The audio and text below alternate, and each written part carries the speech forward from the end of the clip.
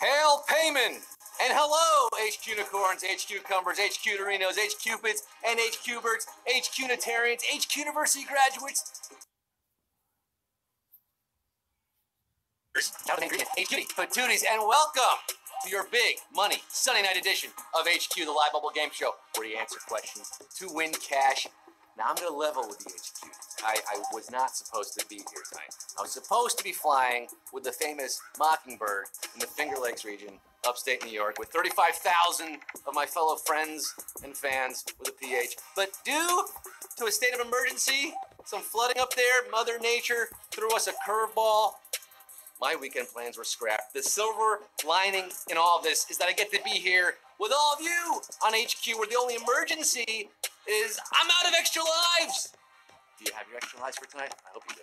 I am the watchful quizmaster, bringing you the story of a host. Quizabella, host or nutbag, the HQ DC bag, Marco Quizcondolis, Scott Rogowski, live from the greatest city on earth, the city that never sleeps, Watkins Glen, New York, or I would have been sneaking Sally through the alley with over 650,000 of you spastic Deadeye hounds, including the Feldmans, the Ravners, Louis Folds, son of Ben, Steph Port and the Clifford Bowlers, Susan Squitieri turning 60, Evo Loveless with a birthday, Tia MM with a birthday, Sonny Lee, happy birthday, Paula with an H turning 63, Kristen Wilson, turning 29, and happy anniversary, Roger and Lauren Zabo.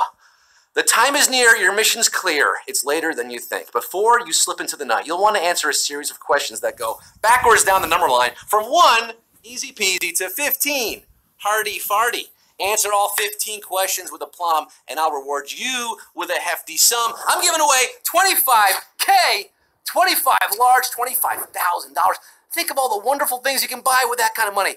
How about a goldfish? Winning HQ will make you a crazy rich HQD. Maybe you could buy some tickets to see Crazy Rich Asians. Did you see it this weekend? A lot of people did. It was #1 at the box office. A personal shout out and congratulations to a friend of the show, Aquafina, on her starring role in the movie. If you haven't seen it, get on that. And are you playing Apple HQ on Apple TV right now? Are you seeing me on the big screen? I am now available in king size, folks. Download the HQ app for Apple TV. See me 10 times larger. I don't know if that's a good thing. If you want to see me in real life, I'm literally taking the show on the road. Going to be popping up in DC, Philly, and Boston this fall. Next month, live shows. Head to scottrogowski.com/tour to find out more, like when and where. But tomorrow, you can see me on the VMAs. Yeah, I'm going to be there too. I promise to wear a ridiculous NSFW outfit. Not safe for my work, at least. You know, I have to keep it kind of clean here. Will you be watching that tomorrow? I know one thing. You're going to be playing tonight You're in this to win this. Your head is in the game. You're a slave to the trivia light. I've got the time if you've got the inclination. So what do you say? We get down to the on the road, numero uno. In the classic children's song, London Bridge is what?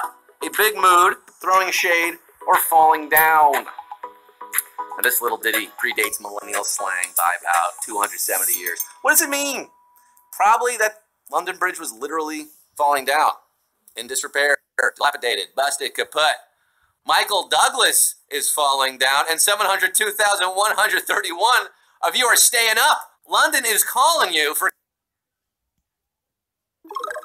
Where's it for cold, frigid, turgid, or rigid? Step into the freeze out. Ow! The cold is 95 degrees and 105% humidity. If your thinking is too turgid or rigid, you might not have tapped frigid, which is the answer. Frigid air don't care. 677,363. You know what's better than being cool? Getting Q3. But before we go to Q3, I want to tell you about next Sunday, guys. Big announcement. I don't have to be paying attention to the calendar, but next Sunday, August 26th, we are celebrating HQ Year 1. It is our birthday. Yes, we're doing... Giving out $30,000. Definitely follow HQ Trivia on Twitter at HQ Trivia for updates, giveaways. Our merch store is going to be open for the very first time. 24 hours only on Sunday. You can get exclusive HQ merch. That's next Sunday. Let's get back to this Sunday, a.k.a. tonight, a.k.a. right now, Q3. By definition, people who are lactose intolerant might have trouble drinking a glass of what? Clam juice, diet soda, or milk. I'm lactose intolerant. I can't stand people who are lactose intolerant. As you might be able to tell from that OSE ending, os, lactose is a sugar. And as you might remember from Latin class, lac is a prefix meaning milk. We're talking about milk sugars. If you lack lactase, the enzyme that breaks down lactose, you are lactose intolerant. You need lactate, 671,471. No weight needed. So far, you are tolerating this quiz quite well and getting Q4. 3 is a magic number, is a song from the pilot episode of what educational TV show? DuckTales, the Powerpuff Girls, or Schoolhouse Rock? 3 is a magic number, and it's question 4. It's a lot easier to remember catchy songs than it is to internalize multiplication tables, right? So someone had the brilliant idea to put education to music, and thus spake Schoolhouse Rock. Shout out, Bob Doro. There's a magic number. Composer and creative force for 24 years of Schoolhouse Rock, including 3 is a magic number. We just lost him in April. R.I.P. 437,147. Our multiplication rocket and rolling to Q5 tonight. In the 1930s, Italian engineers drilled holes in the foundation of what landmark in an effort to fix it? The Colosseum, the Sistine Chapel, or the Leaning Tower of Pisa? Pizza. I'm fixing a hole where the rain came in, and these engineers tried it. If you have a massive tourist attraction with clear structural issues, you definitely want to address them. But these guys screwed it up in the 30s. They made it worse by drilling holes at the foundation of the Leaning Tower of Pisa. Thankfully, it was stabilized around 20 years ago. No worries, tourists, today. 382,777. You got time. A cremini is a version of a mushroom. Portobello, oyster, or shiitake. Lean on me for Q6 here. You know, when I was a kid, guys, we only had one choice of mushroom. It was a white button, and we hated it. But nowadays, the selection of mushrooms has mushroomed. While shiitake is my favorite to say, and while I did just ask my computer for a printout of oyster smiling, the answer is portobello. Yes, Porto Bello. Beautiful door. I think that's what it means. 219,365 knew that creminis are immature versions of portobello. You're fixing yourself a bowl of cream of some young fungi at Q7. A paramecium moves by the means of what small filaments that resemble eyelashes? Lumina, cilia, or silica? I was driving down the road one day. Someone hit a paramecium. Paramecium may be microscopic, but They get around, get around, they get around. Except they're too small for a driver's license, so they can't hop behind the wheel of a Chevy Lumina or a Toyota Celica. No, cilia, from the Latin for eyelid, is the way to go, literally.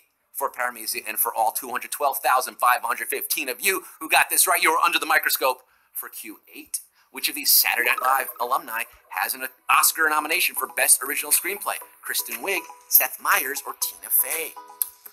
Well, a lot of good writers have passed through SNL's hallowed halls at 30 Rock. Many Emmy nominations and awards to their names, but Oscars, that's a different story. Seth and Tina were SNL head writers, but so far neither has pulled off what Kristen Wiig accomplished, an Oscar nomination for Bridesmaids screenplay co-written with Annie Mumolo.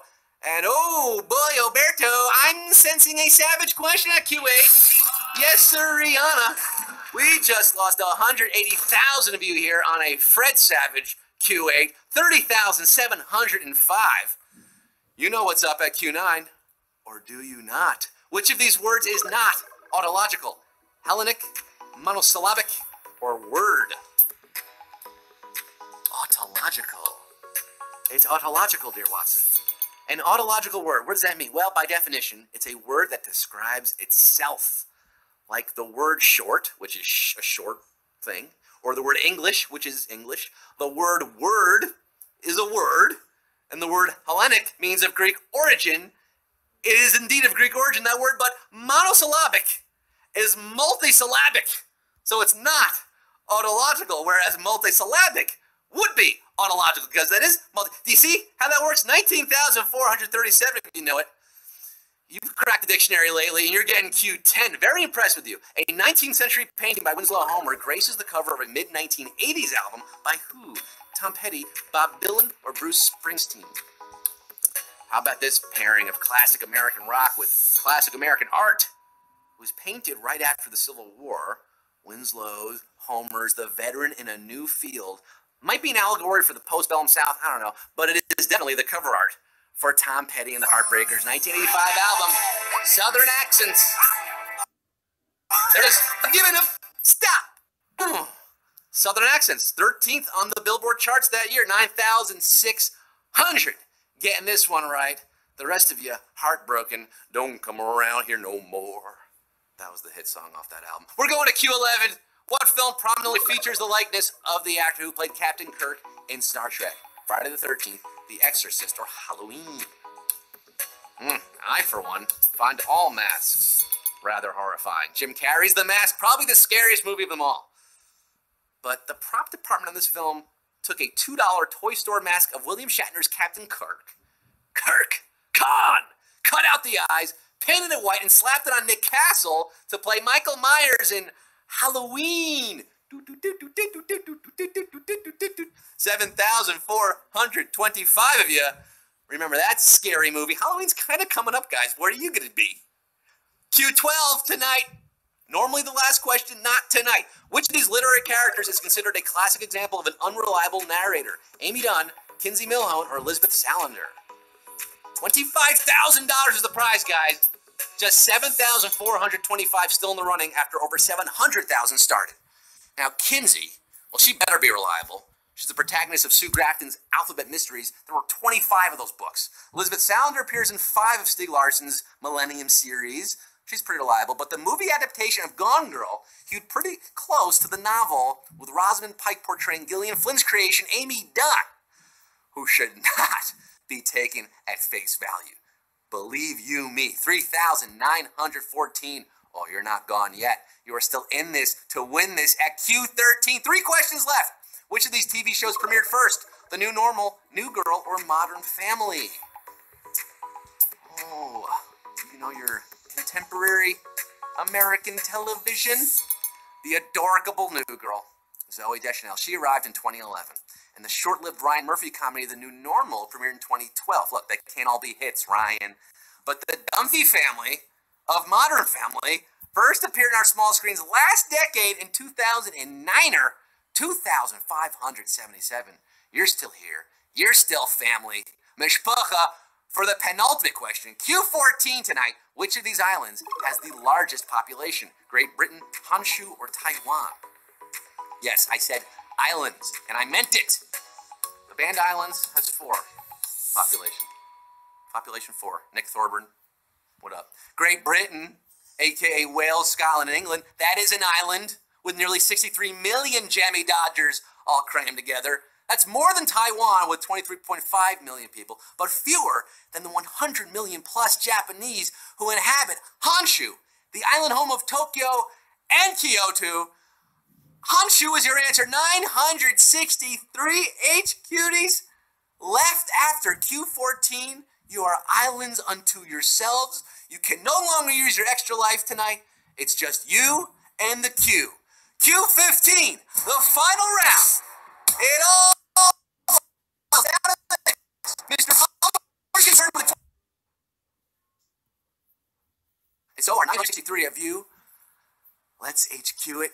Let's get to it. Q15, 90s band's debut album title, comes from a memorable line in Scarface. LFO, The Offspring, or Smash Mouth? Scarface. Say hello to my little friend. How many of you guys are going to be in the sanitarium? The sanitation after this question. If you get this one wrong, you came so close. Al Pacino uses a lot of colorful language in Scarface. Some of it so colorful, most not appropriate for HQ. But one phrase sounded to members of this band something like, "Fushu man, Fushu man." I think we all know what he meant to say. And that became the title of Smash Mouth's 1997 smash hit debut. Smash Mouth is your answer, and 678 of you have smashed this one, baby!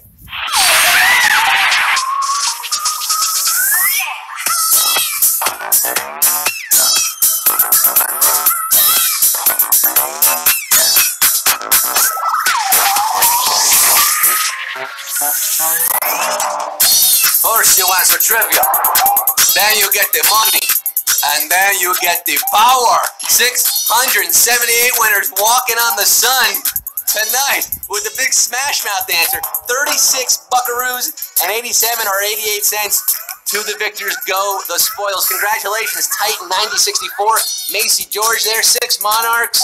Thumbs up to you, sir. Ken Daniel, good dog. Who's a good dog? You are, and you're a little richer now. Jay Stogner, 56. Man, 726. That looks like, I know that guy. Wait a minute. S. Brosick and Nisk Patter. Oh, so many more of you. $36 richer tonight. Not bad for a 15-minute investment.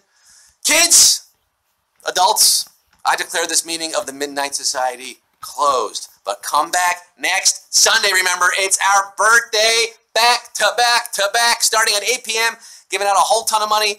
And every night of the week, of course, at 9 p.m., also weekdays at 3 p.m. Follow us on HQ Trivia, Twitter, at HQ Trivia throughout the week. More info, your chance to win exclusive merch, pizza, other special surprises. Yes, sir, Bob. Thursday night is our music night. We're doing a theme again, baby.